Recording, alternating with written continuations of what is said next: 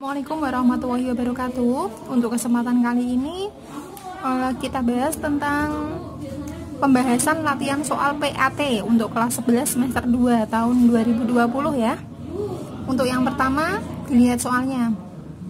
Nah, kalau ada soal seperti ini, kita amati di antara LM ini ada titik yang namanya titik nih. Ada sebuah kubus KLMNOPQR di antara titik LM, antara garis ini ada titik A, antara garis KN ada titik B, dan antara bidang di antara bidang LMPQ nih ya, LMPQ itu ada titik yang namanya titik C. Pertanyaannya, berapa jarak antara B ke C? Nah, berarti ini jaraknya B ke C nya berapa? Nah, kalau untuk mencari jarak B ke C, berarti ini kita buat bantuan ya, segitiga, ketiga titik kita sambungkan. Nah, jadi ini kalau KL diketahui 8 cm, LM nya panjangnya 8, lebarnya 5, dan tingginya adalah 12 cm. Berarti kalau kita mencari BC itu berarti teorema Pythagoras, berarti akar dari AB kuadrat ditambah AC kuadrat sama dengan akar AB. AB adalah panjangnya 8 cm kuadrat ditambah dengan AC. AC kalau tingginya 12, kalau AC berarti setengah dari tinggi, berarti setengah dari 12 adalah betul 6. 8 kuadrat, oke, 6 kuadrat, akar dari 64 tambah 36, akar dari 100 sama dengan 10. Jadi panjang sisi BC adalah 10, panjang garis jarak antara titik B ke titik C adalah 10 cm. Berikutnya untuk soal nomor 2. Tentukan jarak antara AB. Berarti kita tentukan jarak AB. Jarak AB nya adalah akar dari X2 min X1 kuadrat ditambah Y2 min Y1 kuadrat. X1 Y1, X2 Y2, berarti X2 nya 4 dikurangi 8 kuadrat ditambah negatif 6 dikurangi min 3 kuadrat. Oke, 4 dikurangi 8 min 4 ditambah min 6, min jadi plus ya, min 6 ditambah 3 min 3. Oke, berarti akar dari min 4 kuadrat berapa? Ya, min 3 kuadrat. Oke, akar dari 25 berapa? 5. Jadi panjang sisi B, panjang jarak antara titik A dan titik B adalah 5. Berikut soal nomor 3. Kita lanjut soal nomor 3. Diketahui kubus ABCD EFGH panjang rusuknya 9. Tentukan jarak antara jarak antara titik C ini ya ke garis AG. Nah, ini ke garis AG. Berarti kita pakai bantuan ini. Jadinya kalau kita buat segitiga, nah, ini adalah ACG. AC adalah diagonal, AC diagonal sisi ya. Berarti AC kalau sisinya 9, diagonal sisi berarti 9 akar 2. Berarti AC 9 akar 2. Ini adalah sisi tingginya, berarti ini 9. Berikutnya AG. AG adalah diagonal ruang. Berarti AG panjangnya 9 akar 3. Bagus. Ini 9 akar 3. Pertanyaannya adalah jarak titik C ke AG. Nah, kita misalkan ini dengan X. Jadi kita pakai segitiga. misalkan luas segitiga 1 sama dengan luas segitiga 2. Setengah kali alas 1 tinggi 1 sama dengan setengah kali alas 2 kali tinggi 2. Setengahnya kita coret alas 1. Ini kita misalkan alas 1, ini tinggi 1. Yang segitiga kedua adalah ini alas 2 dan X ini adalah tinggi ke 2. Berarti A1 nya 9 akar 2, tinggi satunya 9, alas 2 nya 9 akar 3, tinggi 2 nya X. 9 nya kita coret ya. Berarti 9 akar 2 sama dengan akar 3 kali X. Berarti kalau X saja sama dengan 9 akar 2 dibagi akar 3. Kita rasionalkan. Dengan dikali akar 3 per akar 3. Berarti 9 akar 2 kali akar 3.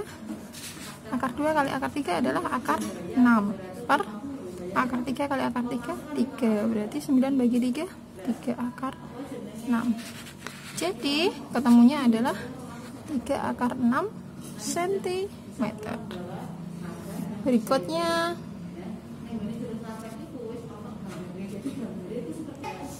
Berikutnya soal nomor 4. Soal nomor 4 adalah diketahui kubus memiliki panjang rusuk 8 cm.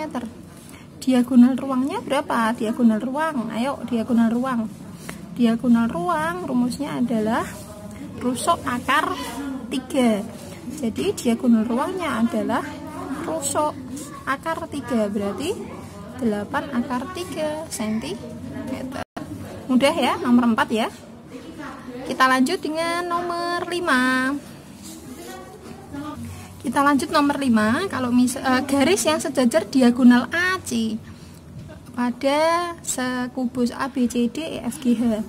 Diagonal AC ya, sejajar. Sejajar itu berarti lurus. Sejajar dengan diagonal AC berarti diagonal AC berarti sejajar dengan EG. Jadi AC sejajar dengan EG. Oke, nomor 5 juga mudah. Kita lanjut dengan nomor 6.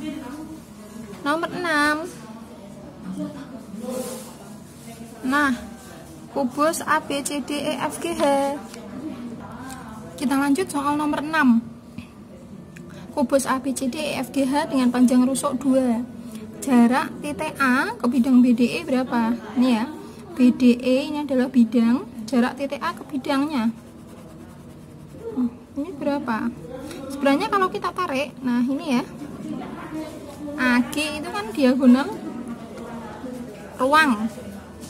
Nah, kalau kita mencari titik A ke bidang BDE, itu cara mudahnya adalah, ingat-ingat ya, ke bidang seperti ini itu adalah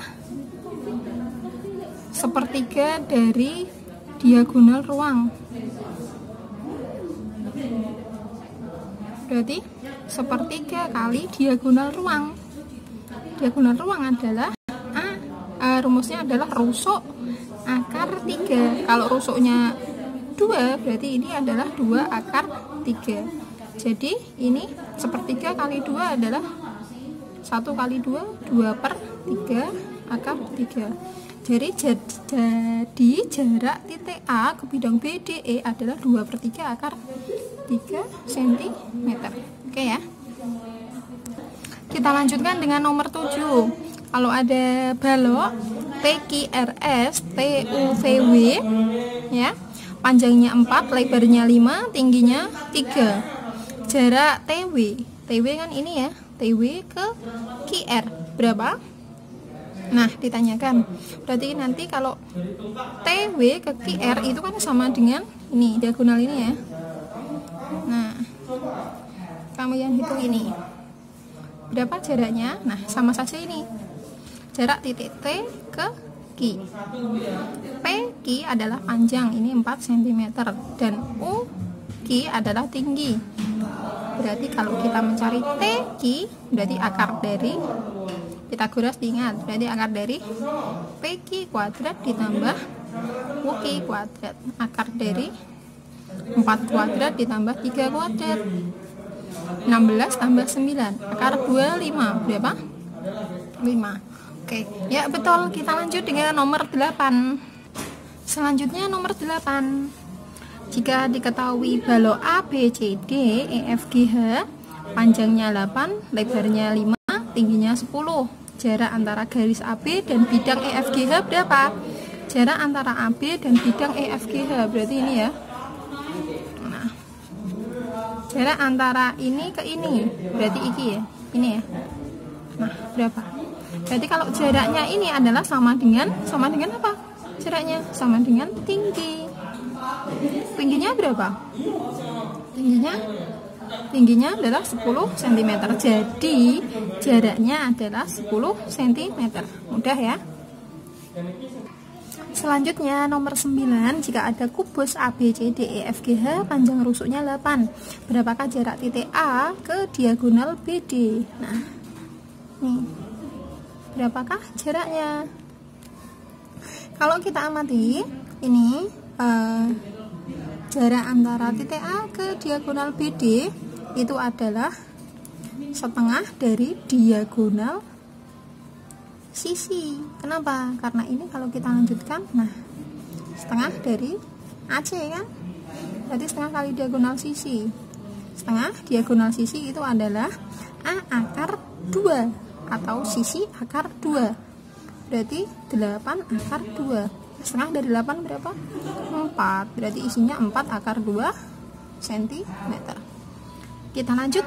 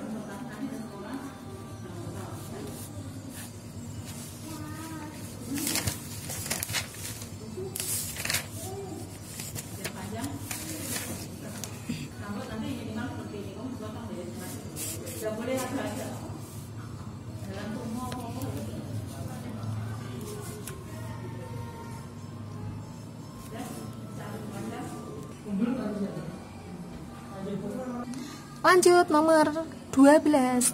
Titik C negatif 6,3 ditranslasi 8, negatif 11. Hasilnya adalah, ingat, translasi depan tambah depan, belakang dengan belakang. Negatif 6 ditambah 8. Negatif 6 tambah 8 adalah 2. 3 dikurangi 11 hasilnya negatif 8. Jadi hasil pencerminannya atau hasil translasinya atau bayangannya adalah 2, negatif 8. Berikutnya kita lanjut nomor 13. Titik D negatif 5,3 dicerminkan terhadap sumbu Y. Maka bayangannya adalah, diingat, pencerminan terhadap sumbu Y itu hasilnya adalah, kalau ada awalnya X, Y dicerminkan terhadap sumbu Y, hasilnya negatif X, Y. Negatif X berarti negatif min 5, negatif berarti jadinya positif. Y nya adalah 3. Jadi hasilnya adalah 5,3. Jelas ya? Kita lanjut nomor 14. Titik P terletak di koordinat negatif 3,5. Didilatasi dengan pusat 0,0 dengan faktor skala 2 atau dituliskan seperti ini ya. Berarti bayangannya adalah, diingat, kalau dilatasi dengan pusat 0,0, faktor skalanya dengan faktor skala K, berarti setiap elemennya dikalikan dengan faktor skalanya tadi. Berarti ini setiap elemennya dikalikan dengan angka 2. Negatif 3 kali 2, negatif 6. 5 dikali 2, 10. Sehingga bayangannya adalah negatif 6,10. Mudah ya, nomor 14. Kita lanjut soal nomor 15. Segitiga PQR pada bidang kartesius ini ya, titiknya P, Q, dan R, kemudian ditranslasi titik pada negatif 5 dan 4. Translasinya ini, hasil translasi atau koordinat bayangannya dari segitiga tersebut adalah, nah kalau ada segitiga PQR dan ditranslasi, berarti bayangannya adalah, kita translasi satu-satu. Berarti ingat, translasi depan dengan depan, belakang dengan belakang. 1 ditambah negatif 5, oke, negatif 4 ya. 1 ditambah 4, 5. 4 ditambah negatif 5, negatif 1. 2 tambah 4, oke. 3 ditambah negatif 5, negatif 2. 5 ditambah 4, 9. Oke, jadi koordinat bayangannya P-nya adalah min 4,5, Q-nya min 1,6, R-nya adalah negatif 2,9.